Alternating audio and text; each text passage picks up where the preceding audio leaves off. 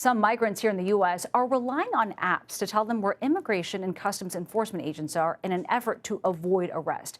Koki is one of several apps that have been developed to alert people to nearby ICE activity.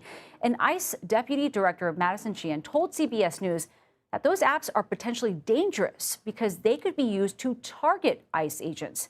However, she did acknowledge that some of the information on those apps could be protected by the First Amendment. For more on this, let's bring in CBS News correspondent Lilia Luciano. And Lilia, it's so good to see you. Can we talk about how these apps work? Who is developing these apps? Well, there's various people who have developed these apps. At least this one, the Koki app, I interviewed the founder. He says the reason he started and created the app is because some of his workers weren't getting to work. They were afraid. Also, there's an element of compassion. This app, Koki, works very similar to, say, Waze or Google Maps, where its users, people, their information is anonymous. He says he doesn't use the information from the people submitting the sightings. But how it works is somebody sees ICE doing an arrest or a raid, and then they can add that information to the app, and other people can see it. The whole point, even though ICE says that they worry that it's just a matter of time before the apps are used to target and ambush agents and potentially hurt agents, that the whole point of creating these apps, what the founders say is, look, it's to avoid ICE, not to target them. Well, on that point, as you well know, clashes between protesters and ICE agents have really seemed to escalate in the past few weeks. Is this what immigration officials are worried about with the growing popularity of these types of apps? That's exactly what they say they're worried about. In fact, they've put out some data. I asked ICE specifically because they came out with some report saying that, there was first a 500% increase, then now they said 700% increase.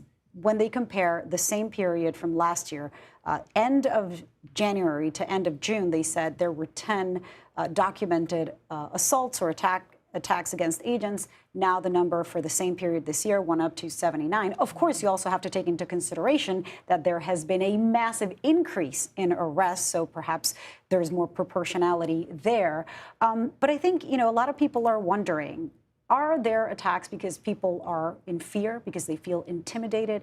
There has been a massive issue and concern in many communities over the masking of agents. So I asked the deputy director that question as well. This is what she said.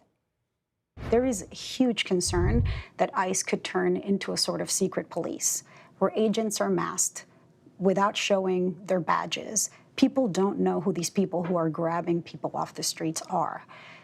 Why is that? Why are they wearing masks? They're wearing masks because they're protecting themselves and their families. What's happening is nationwide, we're seeing this huge effort with the rhetoric coming out of even elected officials that ICE is causing harm to the communities. And what we're doing is enforcing immigration laws. How can the public trust them if they don't know who they are and they don't see their faces and they don't see their names? Absolutely, and that's where that branding comes in on all of our vests as our officers are out working, making sure that we're displaying the HSI logos, the ERO logos, as well as the ICE logos, and we'll continue to do that, making sure our officers are doing that.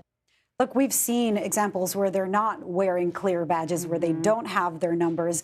And I think the bigger concern is accountability. If there is brutality involved, how do you know who that agent was or for which agency they work? There are laws that prevent masking and that require that other law enforcement agencies show their badge number, have to have their face visible, including here in New York. Something that you have to verify. You have to verify that. And now with ICE, it seems like because there is no law preventing it, they seem to have that privilege. And there is a serious concern of also impersonators. It has happened before. It happened in Brooklyn, close to where we live, where somebody tried to attack a woman pretending to be an ICE agent. So that's something that is right now in the minds and in the work of lawmakers across the country who are trying to prevent the masking. Lilia, thank you so much for staying on top of all this as you do. Thank you.